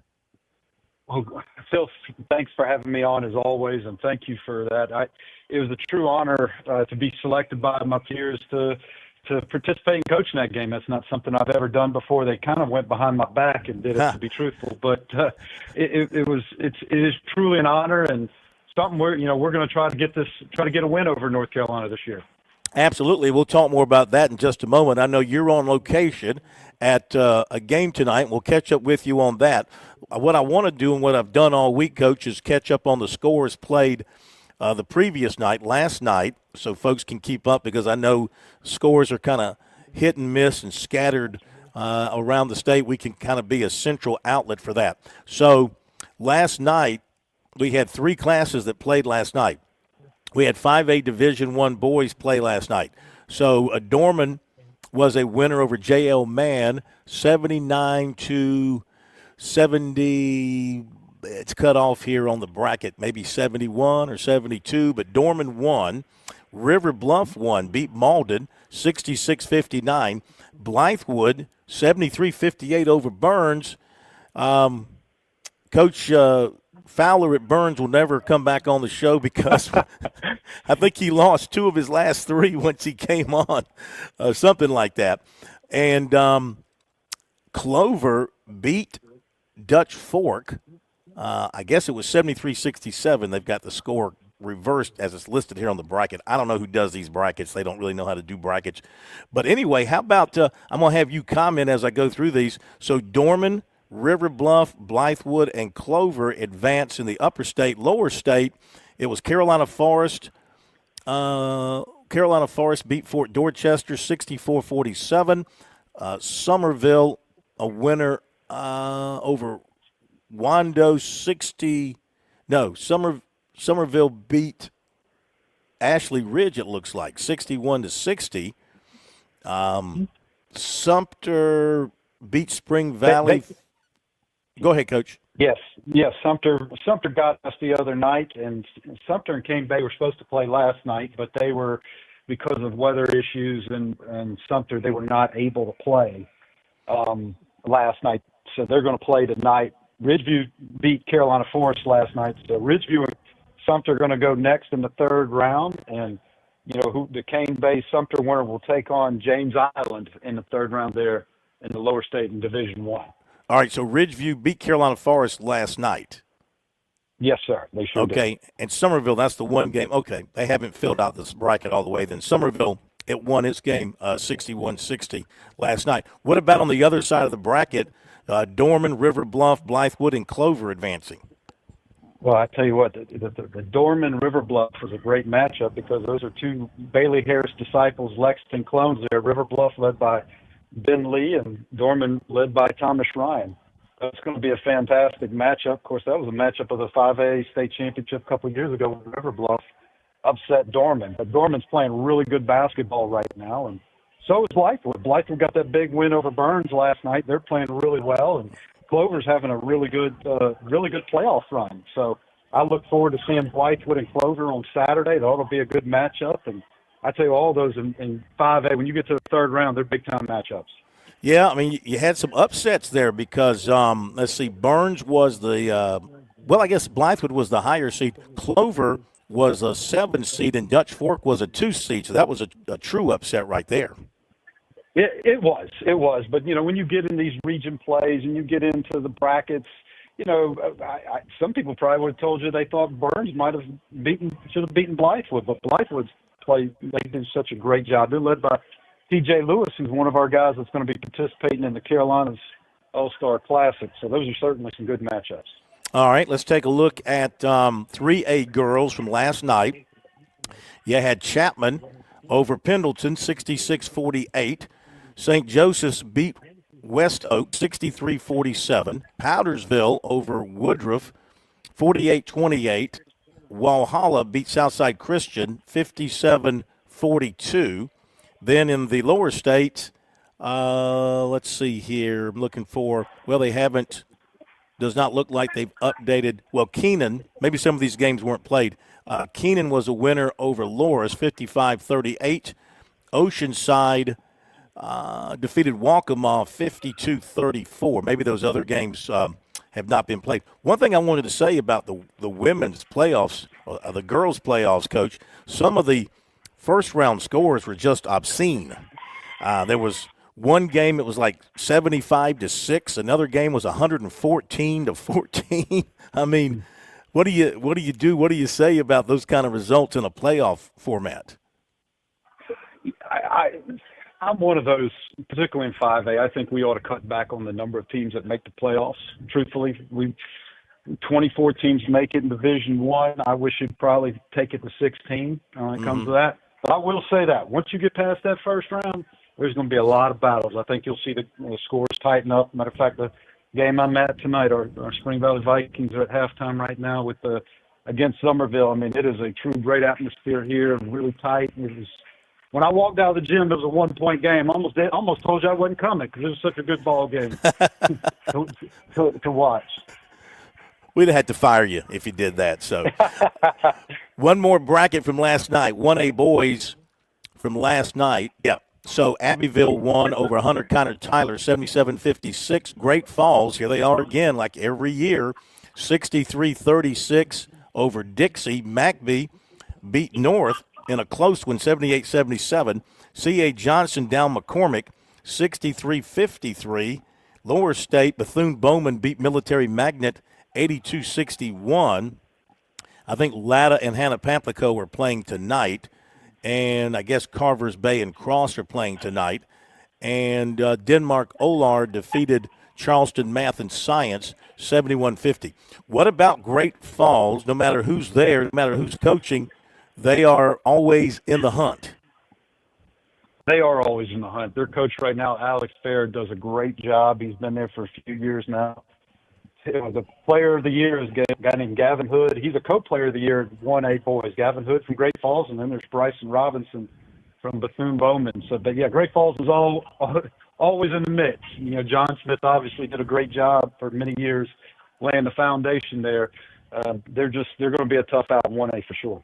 Always. Okay, so now as we're getting into the meat of this stuff, and you're at a girls' game, right? Somerville Spring Valley. Yes, sir. You're at a girls' game. Okay. What are you looking forward to moving forward tomorrow night into the next rounds? How's it shaping up in your opinion? Well, tomorrow night is going to be Division II 5A playing. There's a lot of good games going on there. Then Saturday begins a lot of the third round action, especially in 5A. I mean, there'll be some. Here's a great thing: if you go on to the high school league's website, sehsl.org, people can go in, type in the brackets. You can find a really good game almost anywhere across the state right now. So I would encourage people to go out and go catch a game. There's some really high level matchups, but tonight, tomorrow night, and Saturday as well. One thing about where you are down in Charleston, I see some highlights on X from some of the games, some clips, and it just seems like down in that part of the state, they really pack it in for high school basketball in those gyms. They really do. I mean, I was amazed tonight at the game we're at. I mean, it's just there's a great crowd there in Somerville. They do a great job with promoting it. They do a great job of creating a production. It is unbelievable. The Jumbotron. I mean, this is almost like it's a college game. What was 15 years ago, there was only maybe a PA announcer, but the fans are really into it here. I've been fortunate playing a couple of playoff games as a coach when I was at Ridgeview here, and it's always a very difficult place. And Charleston's a fun city for basketball. Yeah, they seem to be really supporting their high school teams. So the team you'll be coaching in the Carolina's All-Stars Classic. And that'll be in Wilmington at Hoggard High School. I think the date is March the 22nd, correct? 22nd. You're correct. 22nd. Yes, so tell me about this team you put together, you and your assistants, the team you put together, what you like about them. I tell you what, we've got a lot of depth. We've got a lot of guys that are, T.J. Lewis from Blythewood had to put on a show last night, 24 points. I mean, really all of our guys. Abijah Franklin from Wren High School is tremendous, 6'4". Brian Sumter from Keenan, 6'8". He's probably our one true post player. And then we got another guard. I mean, we've got, I want to say 6 or 7 guys, I think 7 guys from 4A. 4A is loaded this year with high-level players.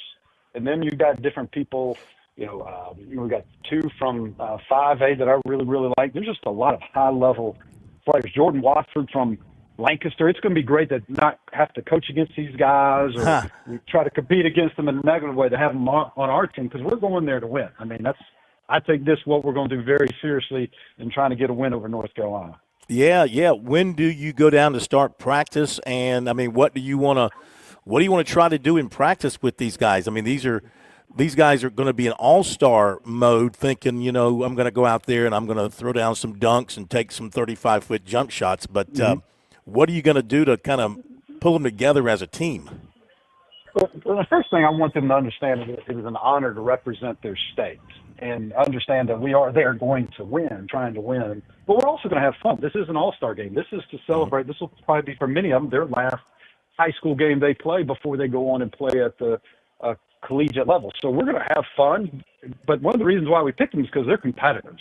They're going to want to compete in practice. They're going to want to compete against each other, 5-on-5. But I want them to also understand, try to play it as a team game while also having the ability to showcase their individual skills. Because I want them to, just to have a good time, get to know each other, and just, hey, we're going to go out there and try to get a win. Yeah. Well, we look forward to covering it with you heading it up. So next time you get named as a head coach or something big like that, be sure to let us know. We'll do, Phil. When I was looking over the roster and I went down and looked at the coaches and go, wait a minute, that's Coach Combs. I thought he retired from coaching. So anyway, congratulations. You want to give us one more quick update on the game you're at, Spring Valley, Somerville? Can you give us an update? I can't, because I'm in the hallway. I'm going to have to run and go check it out, because the cell services in there is not very good, and it is loud. Understood. You go back and enjoy, and we will talk to you next week. That's great. Phil, thank you again for having us and promoting high school athletics here in South Carolina. Absolutely, Coach. We thank you. Have a great night, and good luck to those Vikings. Thank you, sir. Thank you. I really shouldn't pick one over the other, but I do have a little bit of a tie to Spring Valley High School from, days gone by. So wish them both well. Both are fine programs. USC women at the half leading Arkansas 44-28. Gamecocks led 18-9 after a quarter. Won the second quarter 26-19. They're shooting 44% to 36%. They have forced 9 turnovers. They have 12 points off those turnovers, and they've turned it over 4 times, but for no points. Gamecocks are winning on the boards this time, 25-16, including 9 offensive. They've got 10 second chance points. They have 18 points in the paint, so they're doing what they need to do to annihilate a poorer team. Full Wiley has 10 points for the Gamecocks off the bench, and Hall has 10 points for the Gamecocks as well. And Edwards only has 3, 1 for 5 for her. The Gamecocks are 5 of 10 from three-point range. And they have 14 assists on their 17 made field goals. Now, that is what you like to see, 14 assists, 17 field goals. South Carolina comfortably ahead 44-28. And as we go to the break, we'll update some other basketball at the half. College of Charleston leading Northeastern 39-33. Coastal Carolina Southern Miss are going to tip off a little bit after 8 o'clock. Northwestern over Ohio State 46-26. Appalachian State leads Georgia Southern 49-43. Radford over Asheville 43-18 at the half. Okay, we'll be back with the recruiting report tonight in just a moment. Calling all turkey hunters, this is Major Billy Downer with the South Carolina Department of Natural Resources. Turkey season is coming soon. The most common accident while turkey hunting is failing to identify your target. Know the identifying features of a turkey. Make sure of your target and what lies beyond it before you pull the trigger. Remember, safe hunting is no accident. For more information on hunter education, visit dnr.sc.gov. There's a lot of things we take for granted in our lives. Your home's AC will run cool. Your drive-through coffee will be hot. And the car will start when it's time to take your kids to school. It's when things don't go as planned that you start thinking about who to call and where to turn. The good thing is, you can prepare for life's most difficult days by calling the Larry Lucas Agency today. Larry is a State Farm agent that has been taking care of people across South Carolina for more than 2 decades. You probably have insurance, but switching is easy, and bundling can save you hundreds or more. Most importantly, the Larry Lucas Agency can help you choose the protection you want at the price you want. All backed by South Carolina's #1 home and auto insurance company. Visit LarryLucasAgency.com today or give Larry a call at 803-799-1998. Like a good neighbor, Larry Lucas State Farm is there. You've put in the work for your education. The extra early, extra late, extra work. That's because you understand education opens doors to better pay, better opportunities, and a better you. Being educated about playing the lottery is no different. It helps you be a better player, one who knows when to play and when to take a rain check. The lottery's a game, so let's keep it fun. Learn more at sceducationlottery.com/betteryou. G3 here with Tsunami Bar Sports, and it's time for a fall preview. That's right, 720 Chris Drive, 378 and I-26, Frontage Road, where you can now preview the best technology for golf known to man. It's the Tsunami Bar. It's live weight. It's the only technology out where you get your tempo and flow going before you play. Now, it also serves as a pattern support tool. 720 Chris Drive, Frontage Road, 378 and I-26. You also can visit the Garage Gym Pro Shop. Pick up your tools, take them home, and while you're here, tour the Scramble Course 6-hole pitch and putt right now. The Sports Talk Recruiting Report is sponsored by Seawell's Catering.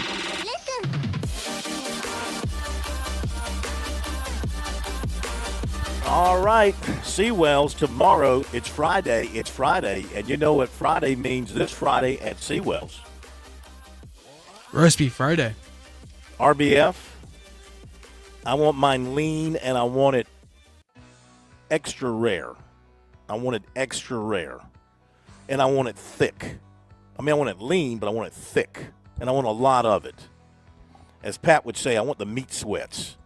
So go to Seawell's tomorrow for an Roast Beef Friday Plus. Plus a lot more. They got Southern Fried Chicken, as always, honey barbecue and hot chicken wings, and teriyaki glazed salmon.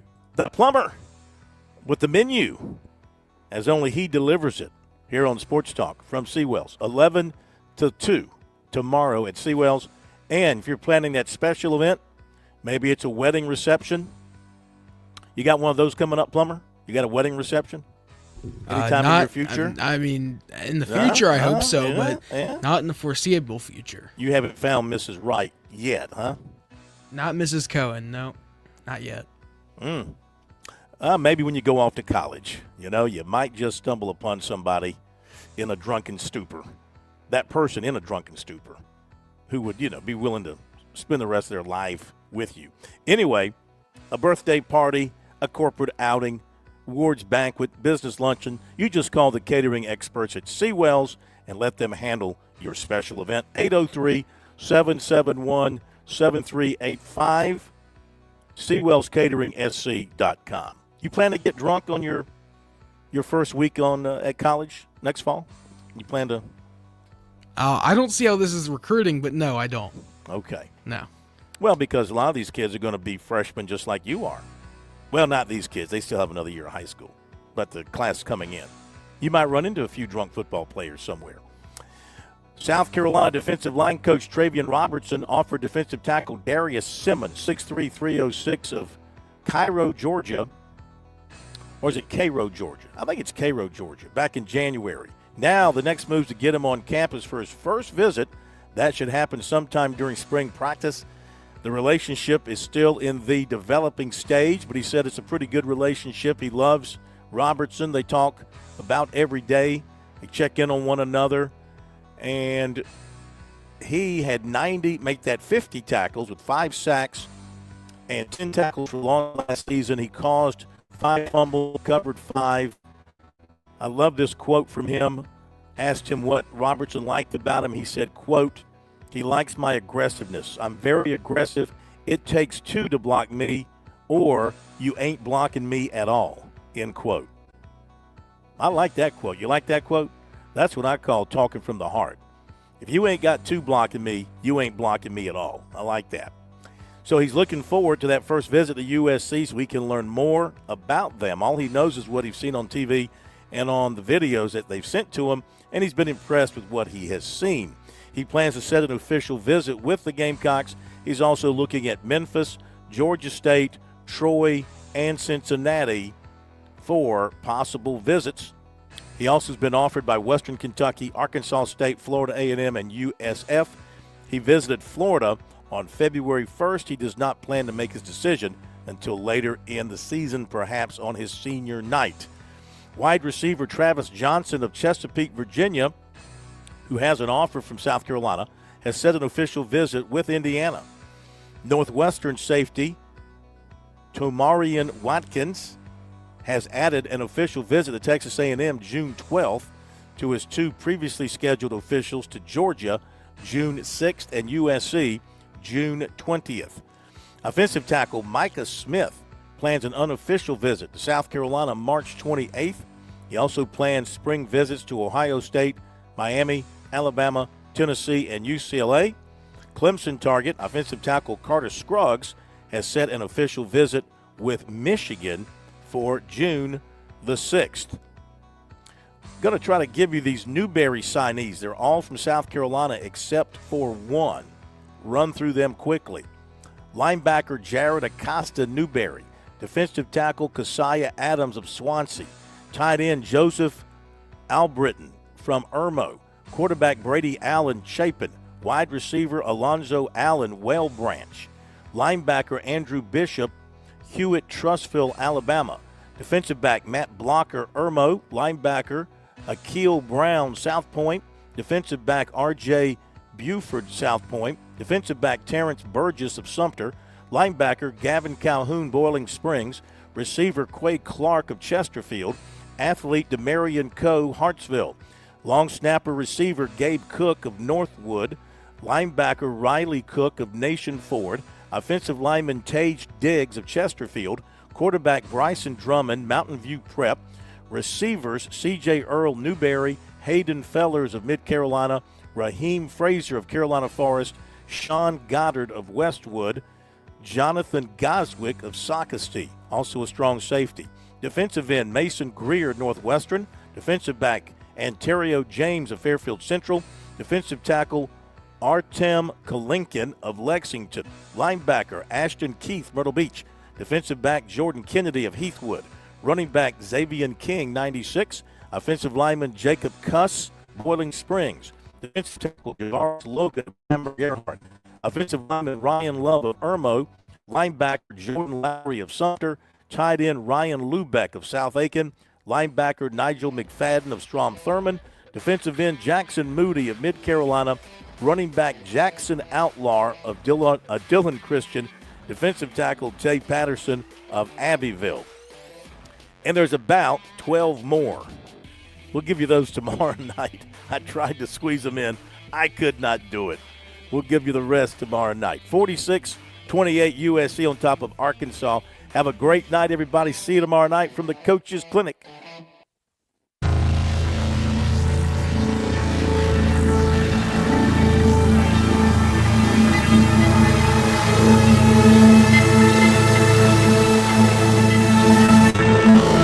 WQXL Columbia, W264DF. From the